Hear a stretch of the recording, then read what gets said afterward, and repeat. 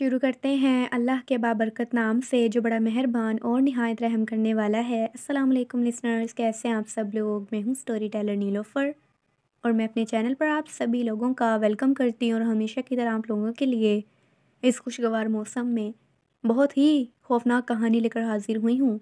तो आगे बढ़ने से पहले जो मेरे चैनल पर न्यू आए हों, मेरे चैनल को सब्सक्राइब कर लें और बेल आइकॉन प्रेस कर लें ताकि मेरे हर आने वाली वीडियो का नोटिफिकेशन आप लोगों को मिलता रहे और ऐसे ही सच्ची खौफनाक कहानियाँ आप लोग सुनते रहें। तो बढ़ते हैं आज की खौफनाक कहानी की तरफ और शुरू करते हैं आज की खौफनाक कहानी। ये खौफनाक कहानी मुझसे शेयर की है समीर शेख ने और समीर शेख बताते हैं कि मैं सरगोदा का रहने वाला हूँ और ये खौफनाक कहानी पेश आई मेरे मामू के दोस्त के साथ जब मेरे मामू जवान हुआ करते थे। और क्योंकि अब मेरे मामू की उम्र बहुत ज़्यादा है, मेरे मामू का नाम कासिम है और कासिम मामू बताते हैं कि मेरा एक बहुत अच्छा दोस्त होता था जो कि अब इस दुनिया में मौजूद नहीं है। वो मेरा दोस्त था और बहुत ज़्यादा हमारी गहरी दोस्ती थी और जब हमारी जवानी के दिन थे तो हमारा वो वाला दोस्त हम सब में सबसे ज़्यादा शरारती भी था और सबसे ज़्यादा खुश रहने वाला इंसान था। एक दिन ना जाने वो कौन सी जगह से गुज़र गया या कौन सी जगह पे वो गया था जो कोई वीरानी जगह थी। वहाँ कोई नहीं रहता था, सिर्फ जंगलात थे क्योंकि पहले ज़माने में यानी जो पहले का दौर था उसमें घर जो थे वो ज़्यादातर नहीं हुआ करते थे। हर जगह पे झाड़ियाँ और मैदान खुले या जंगलात होते थे। तो ऐसे ही किसी जगह से उसका गुज़र हुआ। तो जैसे ही वो वापस आया वहाँ से उसने अजीबोगरीब हरकत करनी शुरू कर दी। मेरा वो जो दोस्त था वो हमसे मिलने भी नहीं आता था और बिल्कुल वो चुप रहना शुरू हो गया। उसके घर वाले बहुत ज़्यादा परेशान हो गए और वो बस कभी कभी इस तरह से बिहेव करता था जैसे वो बहुत ज़्यादा परेशान है किसी चीज़ को देखते हुए। और एक दिन उसने अपनी अम्मी को बताया कि अम्मी, मुझे बहुत दिनों से जब से मैं एक जगह से गुज़रा हूँ तो उस जगह पर एक औरत खड़ी थी और वो जो औरत थी वो बहुत ही ज़्यादा पुरस्कार थी। उसके जो बाल थे बिल्कुल उसके चेहरे के आगे थे और उसके कपड़े भी बहुत ज़्यादा गंदे थे और वो बहुत ज़्यादा अजीब लग रही थी वहाँ खड़ी हुई। और उसके नाखून भी बहुत ज़्यादा लंबे और गंदे थे, पैरों के भी और हाथों के भी। और वो औरत जो थी वो बार बार मुझे आवाज़ें दे रही थी जब मैं उसके पास से गुज़रा। और जब उसने मुझे आखिरी दफ़ा आवाज़ दी तो मैंने जब पीछे मुड़कर देखा तो वहाँ पर कोई भी वहाँ मौजूद नहीं था, ना वो औरत थी ना कोई और शख्स था। तो जब मैंने ये चीज़ देखी मैं हैरान हुआ और थोड़ा डर गया। मैं जल्दी जल्दी घर वापस आ गया। उसके बाद से वो जो औरत है, जब मैं घर भी वापस आया तो मुझे गली के कॉर्नर पे यानी जो गली का मोड़ होता है वहाँ पर मुझे वो औरत खड़ी हुई दोबारा नज़र आई, उसी हुलिये वाली, गंदे कपड़ों में और चेहरे के आगे बाल किए हुए। और वही औरत अब मुझे बार बार नज़र आती है, कभी घर की छत पे नज़र आती है, कभी घर के बाहर खड़ी हुई नज़र आती है, लेकिन होती वो मुझसे काफ़ी फासले पे है। और मैं इस चीज़ से बहुत ज़्यादा डर गया हूँ और मुझे समझ नहीं आ रही कि मैं अब क्या करूँ, क्योंकि ये जो चीज़ है, ये जो टॉर्चर है, ये मेरी बर्दाश्त से बाहर हो रहा है। जब आंटी ने यानी जो उसकी अम्मी थी, जब खाला ने ये बात सुनी तो उन्होंने अपने खामन से शेयर की और उनके खामन ने ये कहा कि हमें किसी को बुलाना चाहिए और इसका इलाज करवाना चाहिए। उन्होंने जो मौलवी साहब थे उनके मोहल्ले के यानी हमारे मोहल्ले के, उन्होंने उन्हें बुलाया और जब मौलवी साहब आए उन्होंने जब उससे दोबारा से पूछताछ की और हिसाब लगाया और उन्होंने ये बताया कि आपके बेटे पर एक चुड़ैल का कब्ज़ा हो चुका है, क्योंकि इसने उसकी आवाज़ देने पर पीछे मुड़कर देखा और उससे जवाब दिया, जिसकी वजह से वो इसके पीछे पड़ चुकी है। और ये जो मखलूक इसके पीछे पड़ी है ये किसी की जान लिए बगैर वापस नहीं जाती। तो जब उसके घर वालों ने ये बात सुनी वो सारे बहुत ज़्यादा डर गए और परेशान हो गए। खाला तो रोने लग गई कि बैठे बिठाए मेरे बेटे के साथ ये क्या पेश आना शुरू हो गया वाक़या, और अब मेरा बेटे की जान कैसे बचेगी। उन्होंने मौलवी साहब से रिक्वेस्ट की, उन्होंने मिन्नतें की कि आप में हमारे बेटे का इलाज करें, लेकिन मौलवी साहब ने ये कहा कि ये चीज़ें जो हैं मुझे इनका इलाज करना नहीं आता, क्योंकि मैंने कभी भी ज़िंदगी में पहले इलाज नहीं किया है इन चीज़ों के बारे में, या किसी पर इस तरह से असरात हों तो मैंने कभी भी किसी पर दम या इलाज इन चीज़ों के लिए नहीं किया। वो मौलवी साहब उन्हें हौसला देकर वहाँ से चले गए और उन्होंने मशवरा दिया कि आप किसी और से रब्ता करें, किसी आमिल साहब से, और जिनको ये जिन्नात का इलाज करना आता हो आप उनसे रब्ता करें ताकि आपके बेटे की जान बच सके। वो ये कहकर चले गए और जो उसके घर वाले थे, मेरे दोस्त के घर वाले, वो बहुत ज़्यादा परेशान थे, टेंशन में थे। और उसके बाद से मेरे दोस्त को वो चीज़ और ज़्यादा नज़र आना शुरू हो गई और इस दफ़ा वो उसको इस तरह नज़र आती थी कि जब भी वो उसे कहीं खड़ी हुई नज़र आती थी तो वो ऊंची आवाज़ में हंसती थी और उसको ऊंची आवाज़ में ये बोलती थी कि तुम चाहे जो मर्ज़ी कोशिश कर लो, मैं तुम्हें अपने साथ लेकर जाऊंगी, तुम्हें मैं जान से मार दूंगी, मैं तुम्हें अपने साथ ले जाऊंगी और किसी को कुछ पता भी नहीं चलेगा।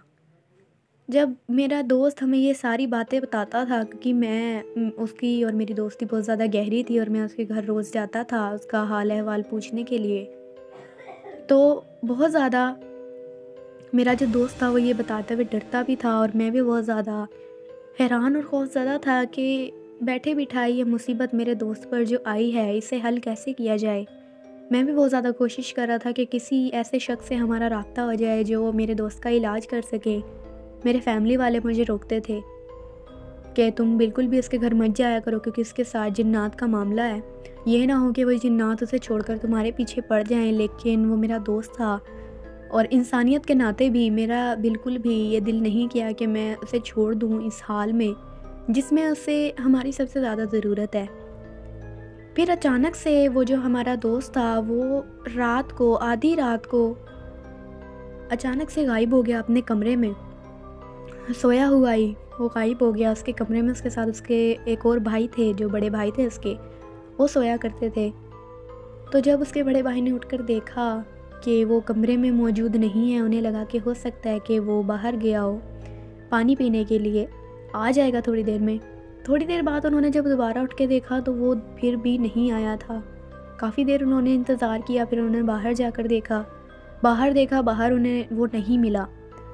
उन्होंने अपने सारे घर वालों को बताया, सारे घर वाले पूरे मोहल्ले में फिरे, पूरी इलाके में उन्होंने छान मारा, लेकिन मेरा दोस्त कहीं नहीं मिला और वो बहुत परेशान हो गए। उन्होंने इलाके के बाहर इवन के जाकर देखा कि कहीं जंगलात में या झाड़ियों वगैरह में तो नहीं बैठ गया, क्योंकि जिनके साथ इस तरह का मसला हो जाता है जिन्नात का, वो अक्सर औकात इस तरह की भी हरकतें करते हैं कि जाकर वीरानों में बैठ जाते हैं या कूड़ा क्रिकेट पे बैठ जाते हैं। उन्होंने हर जगह ढूंढा, वो नहीं मिला। 1-2 दिन के बाद उसकी जो अम्मी थी उनकी तबीयत बहुत ज़्यादा ख़राब हो गई और बहुत ज़्यादा उन्होंने इस चीज़ का सदमा ले लिया, क्योंकि उन सबको यही लग रहा था कि अब वो कभी भी वापस नहीं आएगा। अचानक से एक दिन उसके जो बड़े भाई थे वो इसी तरह उसकी तलाश में घूम रहे थे इधर उधर। तो जिस जगह पर उन्होंने पहले ढूंढा था और वो वहाँ नहीं मिला, वो एक वीरानी सी जगह थी, इलाके से थोड़ा हटकर थी। कुछ दरख्त थे वहाँ पर, झाड़ियाँ थीं, थोड़ा कूड़ा किरकिट भी पड़ा हुआ था वहाँ पे। तो वहाँ उन्होंने अपने भाई को, यानी मेरे दोस्त को, बैठे हुए देखा। और जब उन्होंने उसे वहाँ बैठे हुए देखा वो बड़ा हैरान हुए, लेकिन साथ साथ खुश भी बहुत हुए कि हमारा भाई मिल गया है।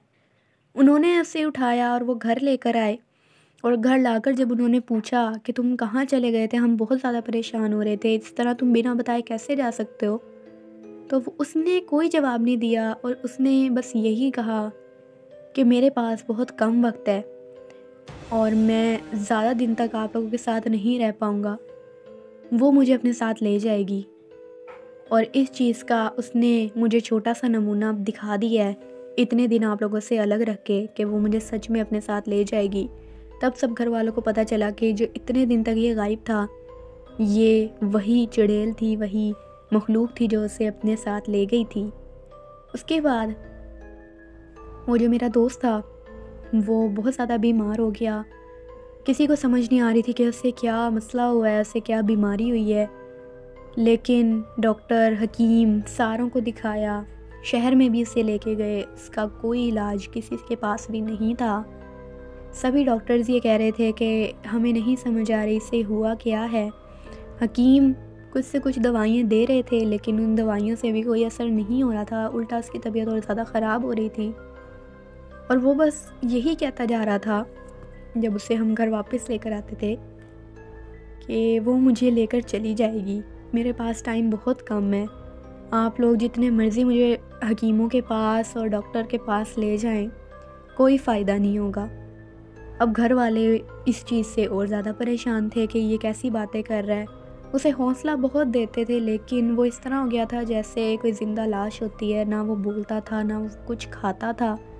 सिर्फ़ अपनी छत पे वो देखता रहता था, अपनी दीवारों को, अपनी छत को, कमरे की छत के जो ऊपर दीवारें होती थी, यानी जो छत होती थी, उसे वो हर वक़्त घूरता रहता था। कभी बाहर देखना शुरू कर देता था, कभी कहीं देखना शुरू कर देता था, और ऐसा हमें महसूस करवाता था कि जैसे वो किसी से मुखातिब है या वो किसी चीज़ से डरा हुआ है। हम इस चीज़ से बहुत ज़्यादा परेशान हो गए थे कि इससे पता नहीं कब इसे चैन मिलेगा, इससे कब इस चीज़ से निजात मिलेगी। और एक दिन अचानक से मैं अपने स्कूल से वापस आ रहा था, तो मुझे आते ही वापसी पर उसके घर के आगे बहुत ज़्यादा रश मुझे नज़र आया। जब उसके आगे मुझे घर के रश नज़र आया, मुझे लगा हो सकता है शायद वो दोबारा भाग गया है या दोबारा गायब हो गया है, जिसकी वजह से सारे लोग पूछने आए हैं या वो ढूँढ रहे हैं उसको। जब मैंने जाकर देखा तो वो मंज़र मेरी आँखों के सामने से अभी तक नहीं जाता। मेरा जो दोस्त था, मेरा इतना अच्छा जो दोस्त था, वो इस दुनिया से चला गया था, वो वफ़ात पा गया था। और जब मैंने ये चीज़ देखी, मैं बहुत ज़्यादा रोया और बहुत ज़्यादा मैं भी अंदर से टूट गया था कि हम लोग उसकी मदद नहीं कर सके बिल्कुल भी। जितनी हमने कोशिश की, लेकिन हम उसे उस चीज़ से निजात नहीं दिला सके। कहीं न कहीं मैं अपने आप को भी इस चीज़ का कसूरवार ठहराता था कि काश मैं थोड़ी और मेहनत करता या किसी और को बोलता, तो हो सकता था कोई ऐसा शख़्स मिल जाए जो उसे उस मख़लूक़ को अलग करे, उसके जो साथ वो मख़लूक़ थी। और अब काफ़ी अरसा गुज़र चुका है उसकी मौत को, उसकी डेथ को। अभी भी वो दोस्त मुझे बहुत ज़्यादा याद आता है और अभी भी अपनी गलती पर मुझे बहुत ज़्यादा पछतावा होता है। तो ये एक खौफ़नाक कहानी थी जो समीर ने मुझसे शेयर की, अपने मामू के दोस्त की ज़िंदगी की एक सच्ची खौफ़नाक कहानी, जो कि सच में बहुत ज़्यादा दुःख दर्द वाली भी कहानी है, खौफ़नाक होने के साथ-साथ। तो आप लोगों को ये खौफ़नाक कहानी कैसी लगी? अपना फ़ीडबैक मुझे ज़रूर दीजिएगा। आप लोग भी अपनी खौफ़नाक कहानियाँ शेयर कर सकते हैं नीचे कमेंट बॉक्स में और मेरे ईमेल आईडी पर, जो आप लोगों को डिस्क्रिप्शन बॉक्स में मिल जाएगा।